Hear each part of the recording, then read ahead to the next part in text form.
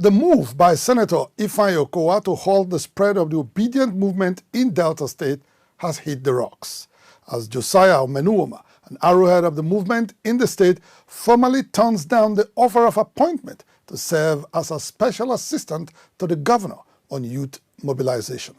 In an exclusive interview with Inside the Niger Delta, Mr. Omenuoma said he declined to accept the appointment, which came at a time he was seriously committed to other engagements.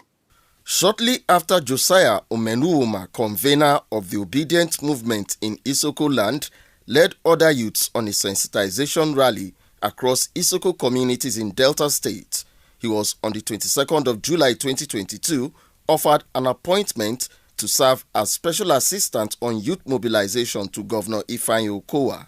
For a university graduate without gainful employment and steady source of income, the appointment held great economic prospects for Mr. Omenuoma. However, he had to turn down the offer because it came at the wrong time. I have committed myself and engaged myself to the obedient movement strongly, and I saw it as a conflict of interest. I cannot be an appointee of the government where the governor is running mates to Atiku and I'm supporting Peter Obi, and I'm strongly obedient. So I can't, I must choose a path, because if I will be campaigning as an aide to the governor for Peter Obi, it will conflict my duty as an SA, if that will complete the duty of the SA to the governor on youth mobilization. So it was a difficult decision to take. It was heavy. It was an issue between, a fight between my conscience. It was an issue between my stand, what I believe. The move, I think, is for a better, I believe strongly it's for a better Nigeria. In a letter addressed to the governor through secretary to the Delta State government, Mr. Omenuoma politely turned down the offer of appointment. The Isoko youth, who is grateful to the Delta State government for considering him fit for political appointment, says his final decision came after several days of introspection.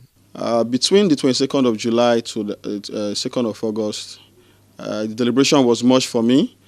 Different advice, different persons calling in. Particularly on that day that appointment was given, it was a celebration from most persons. Congratulations on social media, on Facebook, when it was posted on Facebook.